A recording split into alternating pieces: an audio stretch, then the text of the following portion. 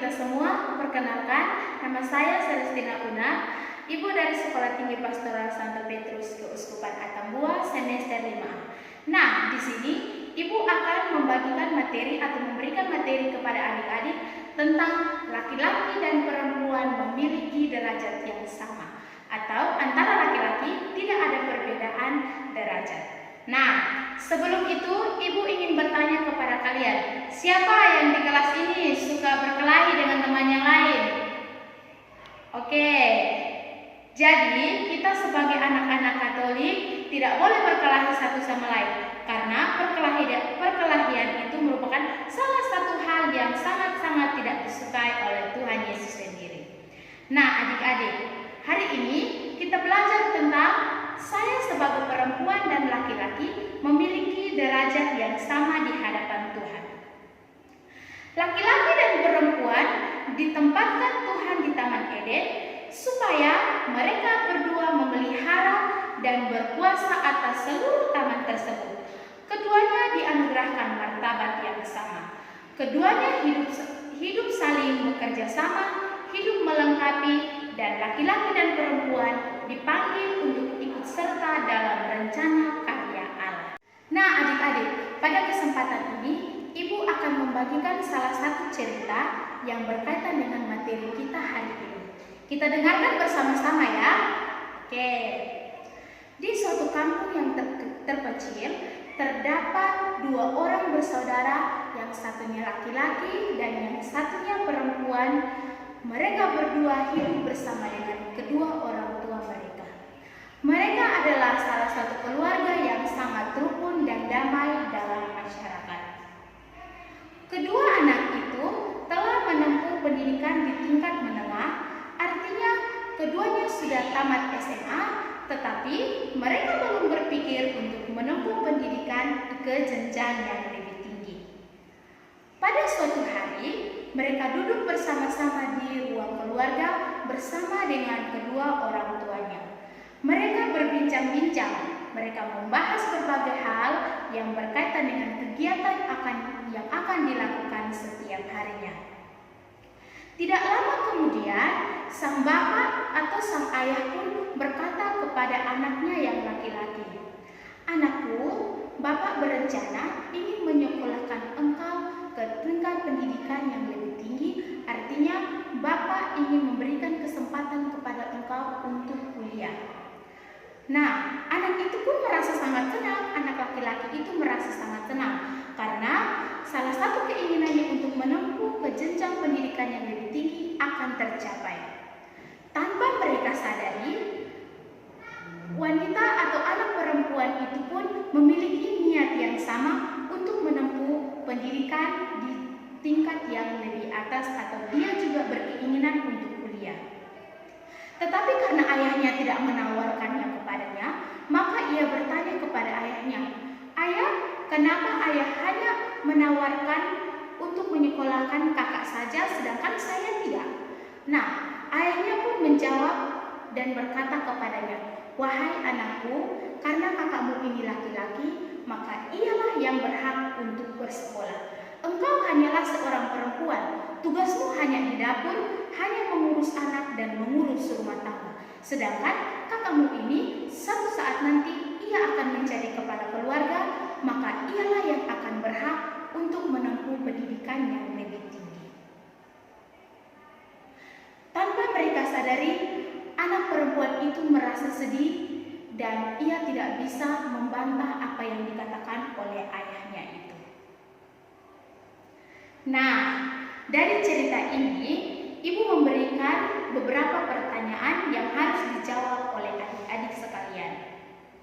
Pertanyaan yang pertama, apa yang sedang dilakukan oleh keluarga dalam cerita di atas? Pertanyaan yang kedua, apa yang direncanakan oleh sang bapak kepada kedua anaknya? Pertanyaan ketiga, apa yang diinginkan oleh kedua anak tersebut? Pertanyaan yang keempat, keputusan apa yang diambil oleh ayah tersebut? Dan pertanyaan yang kelima, bagaimana perasaan sang anak perempuan terhadap keputusan yang diambil oleh ayah tersebut? Ibu harap anak-anak dapat menjawab pertanyaan-pertanyaan yang di atas ya. Oke, baik. Nah, dari cerita di atas dapat kita lihat bahwa ayah dari kedua anak itu sangat membedakan peran dari seorang laki-laki dan seorang perempuan. Ayah itu hanya menginginkan anaknya yang laki-laki yang bersekolah saja dan anaknya yang perempuan tidak boleh bersekolah. Dapat kita ketahui bahwa itu sangat membedakan peran atau martabat dari seorang laki-laki dan seorang perempuan. Baik anak-anak, Ibu akan memberikan sedikit penjelasan mengenai pandangan masyarakat tentang kedudukan laki-laki dan perempuan. Ada beberapa pandangan yang keliru. Salah satunya, sebagian masyarakat berpendapat bahwa derajat perempuan lebih rendah daripada derajat laki-laki. Mereka menganggap bahwa kaum perempuan cukup bekerja di dapur saja, mengurus rumah, merawat anak, dan melakukan kegiatan yang di rumah. Berdasarkan pendapat ini, perempuan tidak perlu bersekolah sampai ke perguruan tinggi. Sementara laki-laki haruslah berpendidikan tinggi karena mereka adalah kepala keluarga, mereka harus mencari nafkah untuk menghidupi keluarga. Itu merupakan salah satu anggapan yang keliru dari masyarakat tentang derajat laki-laki dan perempuan. Secara tidak sadar, mereka membedakan antara derajat laki-laki dan perempuan itu. Maka secara umum, masyarakat dewasa memandang laki-laki dan perempuan memiliki martabat yang sama. Laki-laki dan perempuan hendaknya memiliki hak serta kesempatan yang sama untuk meraih cita-cita dan mengembangkan kemampuan mereka. Maka selain yang bersifat kodrati, perempuan dan laki-laki dapat melakukan kebiasaan serta kegiatan yang sama. Oleh sebab itu, Ibu akan memberikan rangkuman singkat dari semua pembelajaran, semua materi yang kita lakukan pada hari ini, bahwa Allah menciptakan laki-laki dan perempuan dengan tujuan agar keduanya terjalin kerjasama untuk saling menyempurnakan dan saling melengkapi antara satu dengan yang lain. Mengapa Tuhan Allah membuat perempuan atau menciptakan perempuan dari tulang rusuk seorang laki-laki, bukan dari tulang kepala atau tulang kaki?